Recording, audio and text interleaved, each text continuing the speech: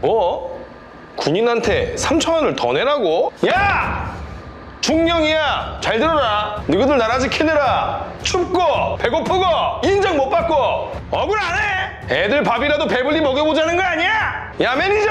앞으로 군인 오면 서비스 튀김도 주고 치밥도 주고 콜라도 주란 말이야! 알았어? 극하면 적자야. 이왕이면 애국이라는 좀 멋진 단어를 쓰십시오.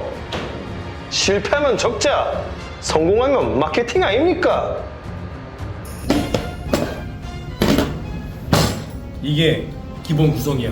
빨리 먹어. 둘이 왔니? 빨리 먹어. 바로 오늘 우리가 다룰 내용은 바로 이제 이승만의 아들 이강석 소위에 대해서 이야기해 보려고 합니다. 여러분들 이제 이강석, 이승만에게 아들이 있었다는 사실을 알고 계시나요? 내가 얼마 전에 어디 모임 가가지고 만났어요. 누구야? 누구야? 그 스토리 만났어. 아시나요? 그 친구 누구지? 그 있잖아. K1 전차를 아시나요? 무슨 스토리지? 지식스토리 대표님을 만났어요. 대표님 만났어. 내가 이거 연락처 받았어. 지식스토리 대표님. 젊으시더만. 역시 젊은 사람들이 똑똑해. 그거 내가 몇 가지 돌고 있는 그 루머에 대해서 물어봤어. 혹시 아버님이 국방과학원에 근무하고 계시냐? 혹시 그 목소리가 여동생이냐? 뭐 별의별 질문 다 했더니 아니에요. 루머예요, 루머. 그래서 그러냐. 여러 가지 제가 물어봤습니다.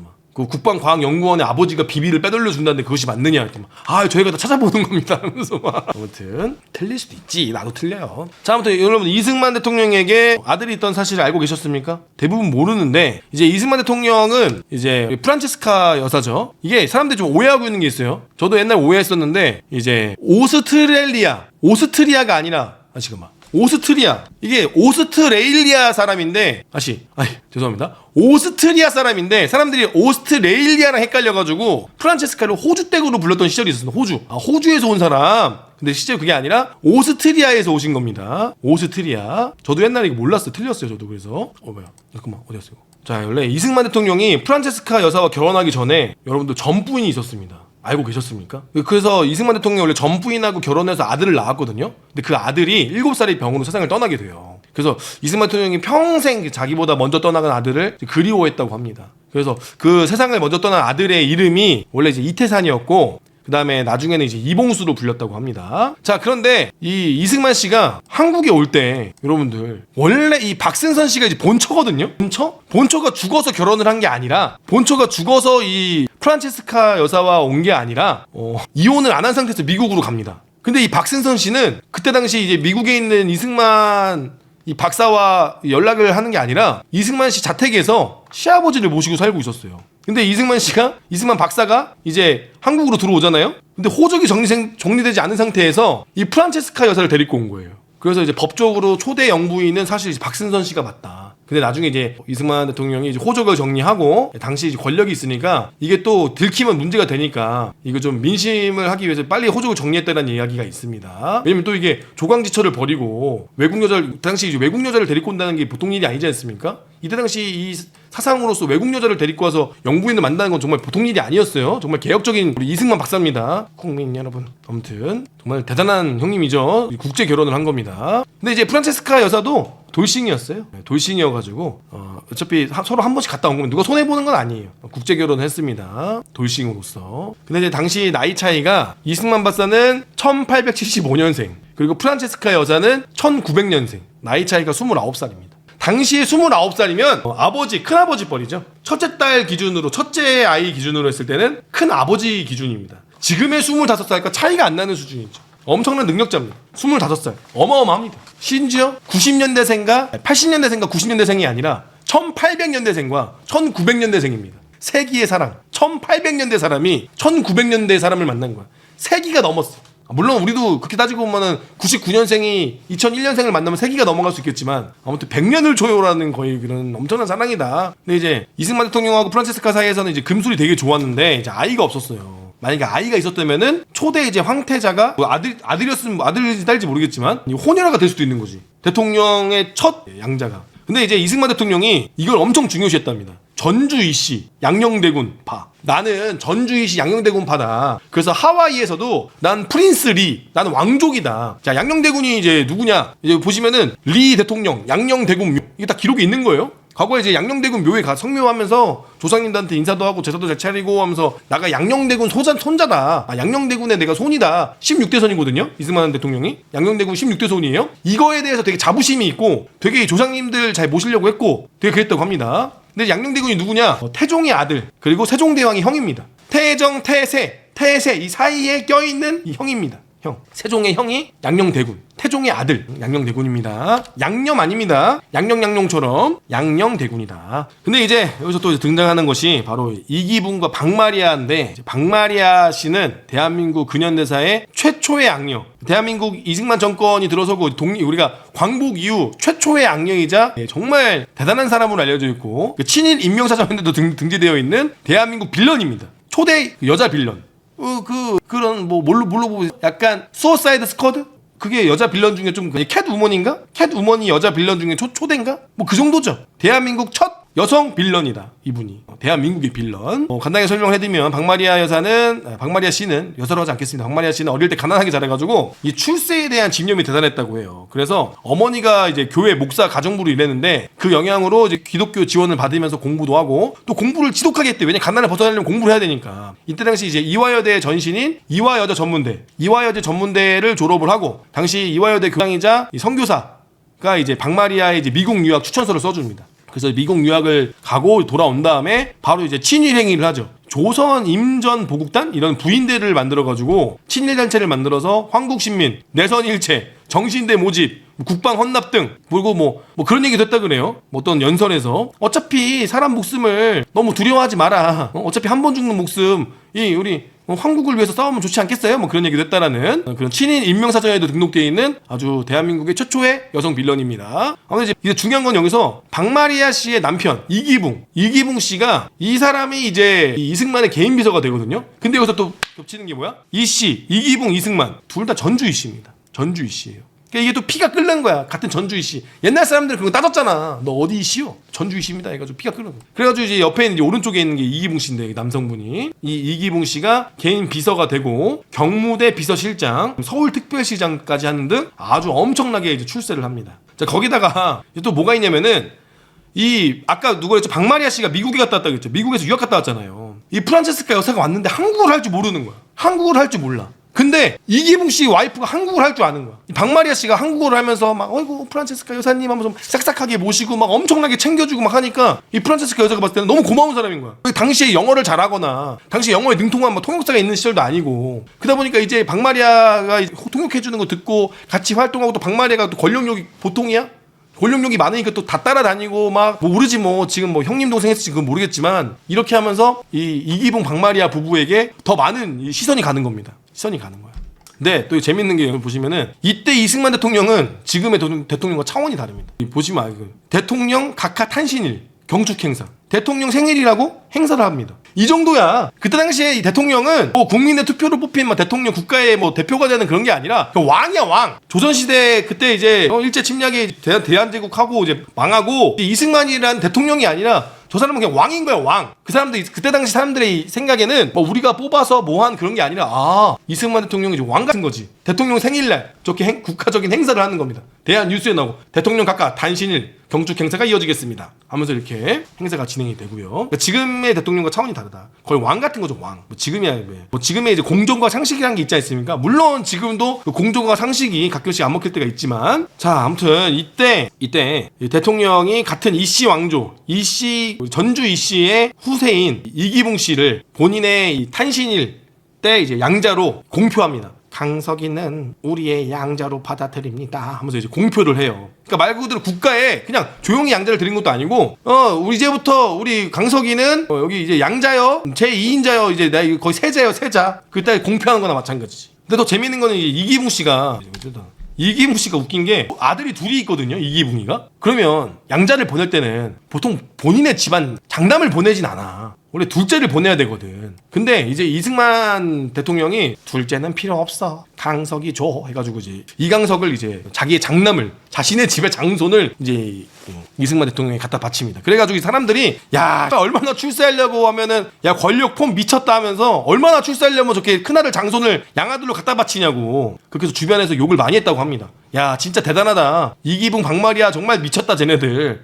어떻게 자신의 그것도 큰 아들을 뭐 아들들이 많아서 양자로 한 명 보내준 것도 아니고 둘 중에 가장 큰 아들을 이제 보내주게 됩니다. 그러니까 이강석 씨가 이때 대통령의 양자니까 결국 이제 아들이잖아요. 그래서 이제 리얼 황태자가 됩니다. 그래서 이거에 또 걸맞는 대학교를 나오고 나와야 또 이제 지금 거의 왕 같은 거니까 좀 이어받을 수도 있잖아요. 그러니까 이때 모르죠. 이때 만약에 4.19 혁명으로 인해서 이승만이 물러서지 않고 만약에 4.19 혁명이 안 일어나고 만약에 부정선거를 안 하고 만약에 쭉 이어갔으면은 이강석 씨가 물려받을 수도 있어요. 모르는 겁니다. 이 역사라는 거는. 근데 설마 뭐 그러지 않았겠지? 그건 모르는 일이죠, 근데. 아무튼 그에만은 이제 걸맞는 대학교도 나오고 해야 나중에 또 이제 왕의 자리를 이어받을 수가 있지 않겠습니까? 그래서 이강석을 또 이제 이때 당시 이승만이 나이가 80세가 넘는 고령이 보세요. 써있죠. 82의 탄신일. 이미 이때 당시 80살이라는 거는 여러분들 정말 대단한 거야. 사실 이승만 씨가 정말 대단한 사람이야. 왜? 저 때 당시 80대인데 저렇게 허리가 꼿꼿한 거 봐. 저 때 당시 80대인데 허리가 꼿꼿하잖아. 그리고 사람이 총명하잖아. 저 때 당시 80세면은 지금으로 치면 거의 120세야. 지금으로 치면 거의 130세라고 120세라고 120세. 100세는 그냥 넘어. 최소 105세? 110세?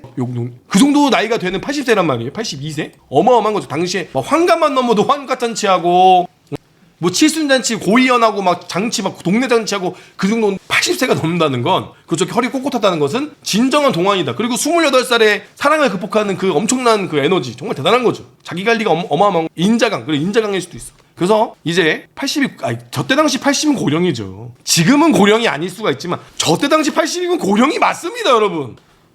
그러니까 이제 좀 내가 제 개인적인 생각입니다. 이제 이승만 대통령이 좀 급해졌을 것 같아. 빨리 얘한테 권력 승계도 해야 되고 빨리 이 친구한테 좋은 걸 해줘야 되는데 그러면 빨리 좋은 대학교 가고 빨리 해야 될 거 아니에요? 그래서 어떻게 하느냐? 이강석을 서울대 법대에 부정 입학을 시킵니다.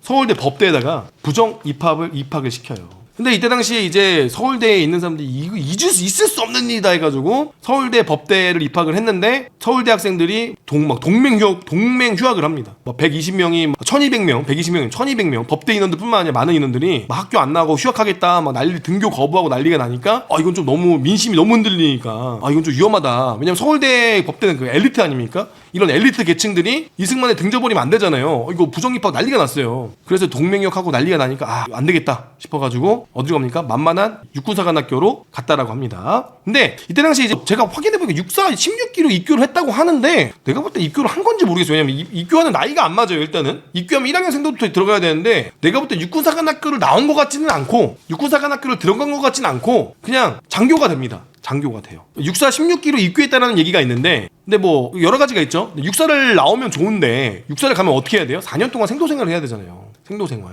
근데 그게 쉬운 일은 아니죠. 황태자로서 저 때는 정규 4년제입니다. 정규 4년제 사관학교예요. 저 때도 16기니까 11기부터 그 정규 4년제입니다. 그게 누굽니까? 전두환이잖아요. 11기 전두환이잖아요. 육사 11기 정규 사관학교 11기부터 정규거든요. 16기가 누가 있냐면은 장세동 씨가 16기에 있어요. 아무튼 이제 16기를 입교했다고는 하는데 육사를 4년 동안 하기 빡세니까 나가지 않고 갑종장교로 임관하게 됩니다. 갑종장교로. 이때 장교 임관식 때 이제 이승만 대통령과 프란체스카 여사가 참석을 합니다. 자, 보시게 되면은 이 육사는 당시에 부정 입학이 가능은 하죠.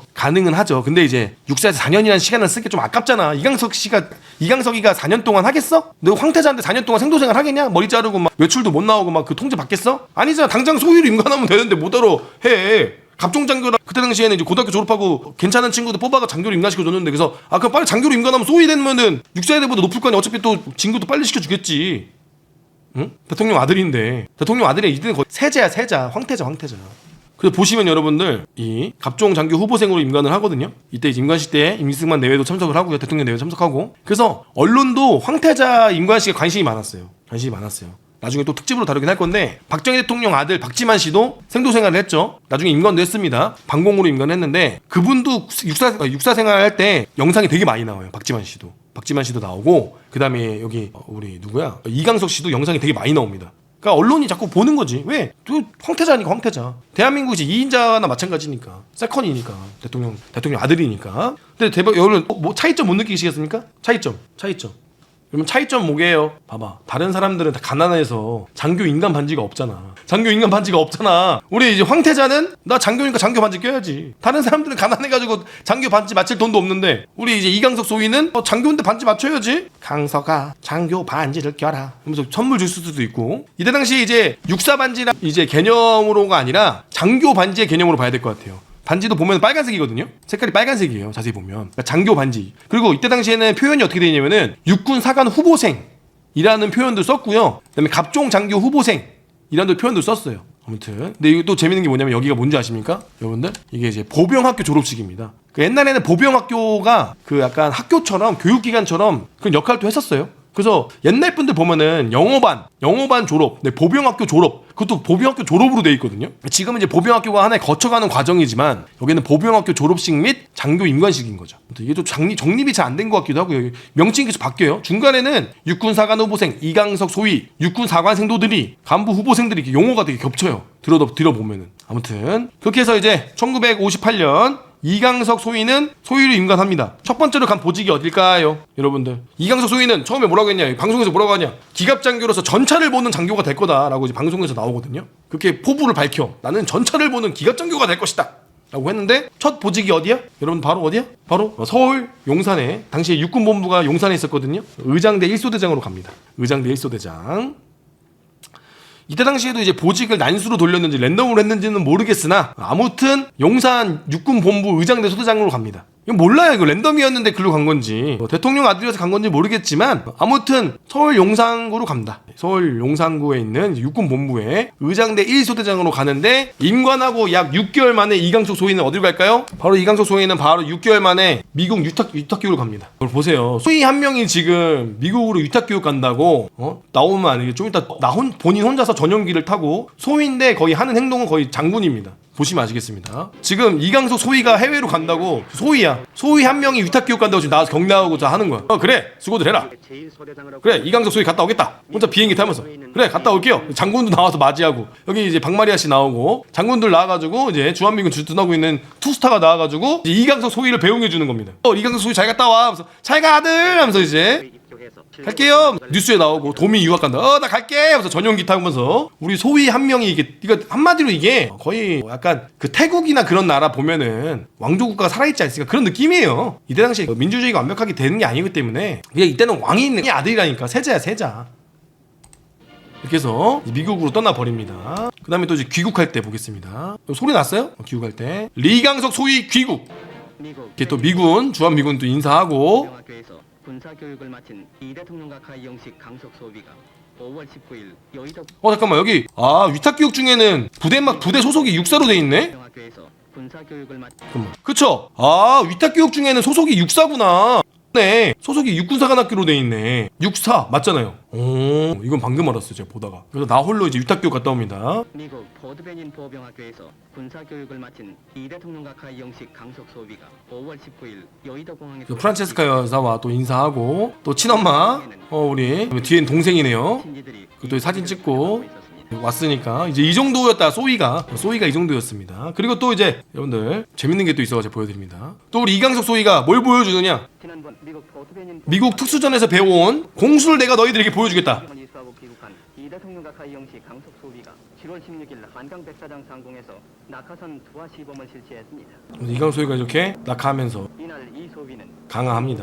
상공에서 완전 무장을 갖추고 파라슈트 점프를 용감하게 지상에 뛰어내렸습니다. 한미 연합 공수죠. 공수 타고 내려오는 우리 이강석 소위 자신이 낙하산 정리도 하고요. 누가 안 도와주네요? 그래 이때는 그 개념이 있었구만. 아무리 왕의 아들이어도 보니까 대검도 딱 허리에 차고 딱 낙하산 메고 나오는 내용입니다. 자 아무튼 이강석 당시 이 이강석 소위는 그냥 하나의 소위가 아니라 왕이죠 왕의 아들이죠. 보시면 아시겠죠? 근데 저 보면서 아니 공수교육을 이제 미국에서 받고 온 것 같아요. 받고 와서 이제 특수교육을 알려줬다라고 하는데 그건 줄 대한민국 특전사의 뿌리 중에 하나가 이강석 소위가 있는 거 아닌가 라는 농담을 한번 해봅니다. 야 그 공수훈련 그거 이강석 소위가 전파한 거 아니야? 저 59년인데 저거? 58년인가 그런데? 이강석 소위가 전파했나? 아무튼 농담 반 진담입니다. 자 이렇게 보시면 아시겠지만 이강석 소위의 파워는 어마어마했습니다. 장군들도 먼저 격려하고 장군들이 자신의 1호차를 내어주고 자신의 운전병도 내어줄 정도로 계급은 소위였지만 정말 이 조선시대로 치는 세자 저하였다. 그 정도 생각이 들 정도의 파워가 있어요. 그래서 나오는 게 뭐냐? 바로 이어지는 것이 바로 가짜 이강석 사건입니다.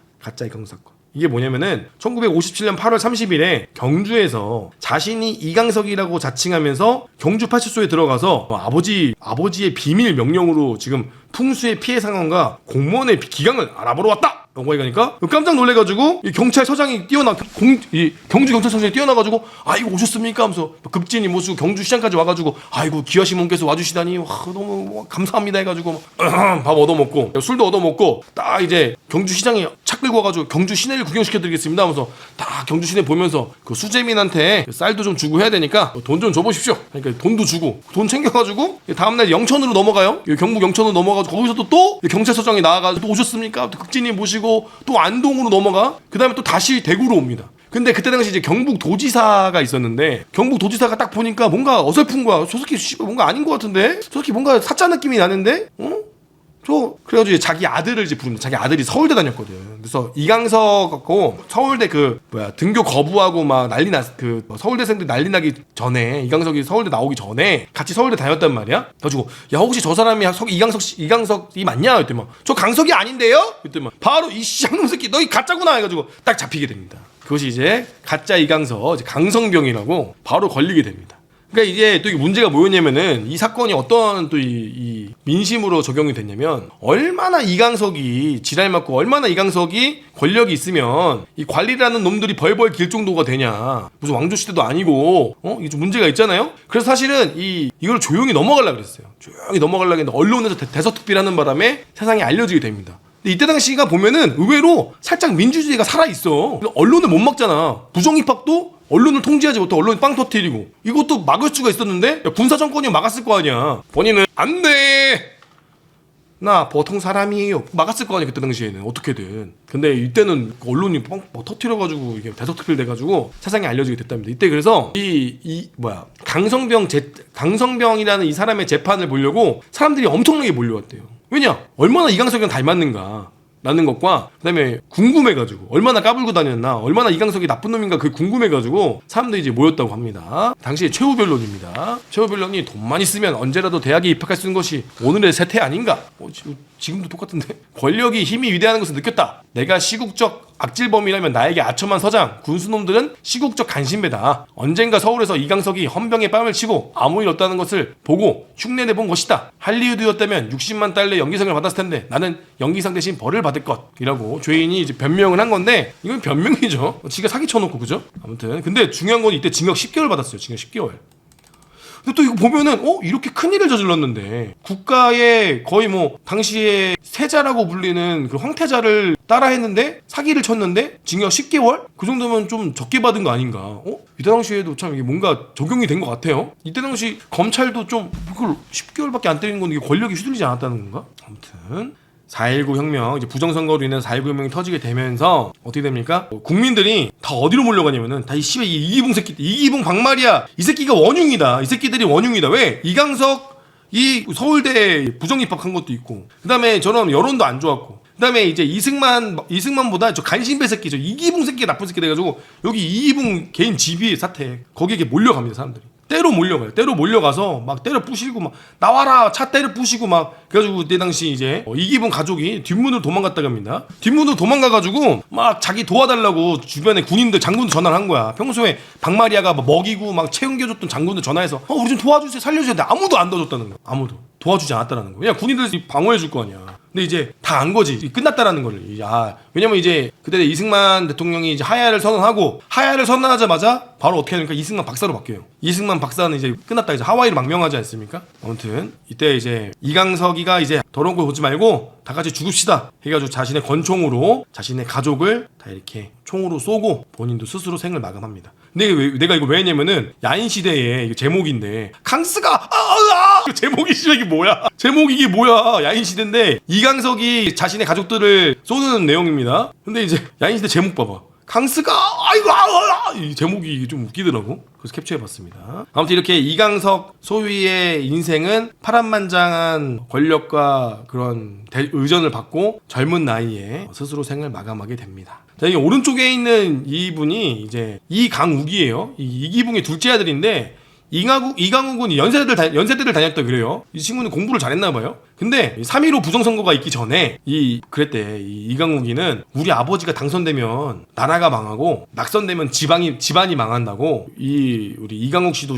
이 부정선거에 대해서 시위를 참여하려고 했었답니다. 근데 이제 경호하는 경찰이 절대 안 된다 막았다고 하더라고요. 뭐 그런 여담이 있는데 이건 팩트가 확인된 건 아니고 그런 여담이 있길래 한번 가져와 봤습니다. 아무튼 이 일가족은 자신이 권력을 위해서 대통령에게 갖다 바친 아들이 양자로 갖다 바친 아들이 가족들을 모두 살해하고 본인 스스로 생을 마감하면서 이렇게 이야기가 끝납니다. 그래서 이게 지금 파주에 있는 묘지예요. 가족묘예요. 가족묘. 원래는 딴 곳에 있었는데 이장했다 그래요. 이장. 서울 쪽에 있었는데 몰래 이장했대요. 다 단체로. 서울 쪽에 있으면 사람들이 막 무덤 파고 그럴까봐 그랬나? 아무튼 가족묘가 있습니다. 리강석이네요. 리강석. 아무튼 오늘은 이강석 소위에 대해서 한번 다뤄봤는데, 자, 이때 이 우상화가 얼마나 심했냐면은 사실 우리가 또 알긴 알아야 돼요. 이승만 대통령도 당시에 왜 왕갔냐면은 이 지폐에다 본인의 얼굴을 박았어. 지폐에다가 본인의 얼굴도 박고, 이게 동상은 이게 소련 레닌 아니야. 소련 아니고 대한민국이야. 본인이 죽고 나서 후대가 동상을 세워주는 거는 우리가 있지만 본인이 살아있는데 본인 동상을 세우진 않지. 그런 경우는 별로 없지. 후대 인원들이 그분들의 정신을 기리기 위해서 동상을 세우는 건 맞지만 이게 소련 아닙니다. 소련 붕괴 아니에요. 우리는 대한민국이에요. 이승만이 하야하고 이 남산에 있던 남산에 있던 이승만 동상을 이렇게 사람들이 끌어내리는 거죠. 이게 얼마나 민심이 무서웠나를 볼 수 있는 겁니다. 아무튼 오늘은 또 이런 역사물을 다뤄봤습니다. 이강석 소위를 다루면서 요즘 핫하고 건국전쟁과 함께 우리 이강석 소위에 대한 내용을 다뤄봤습니다. 오늘 좀 내용 어땠습니까, 여러분들? 우상화를 아예 안 했다고 볼 수는 없죠. 내가 그래서 일부러 초반에 우리 이승만 대통령을 좀 살짝 빨아줬는데 앞에서 좀 이렇게 좀 찬양하고 잘한 건 얘기하고 그 다음에 뒤에 내용을 이야기했어요. 아무튼 이런 역사도 있었다. 하지만 한미상호 방위조약은 그건 엄청난 업적이다. 저때 당시에 국민들 수준과 저때 당시에 대한민국의 수준은 저 정도밖에 안 되는 거였어 사실. 왜냐, 왕이라는 것을 바라보고 살던 사람들이 우리의 손으로 뽑아서 우리의 그런 힘으로 대통령을 세운다는 것 자체가 잘 없었던 사람들이기 때문에 저게 당연한 수준이었을 수도 있습니다.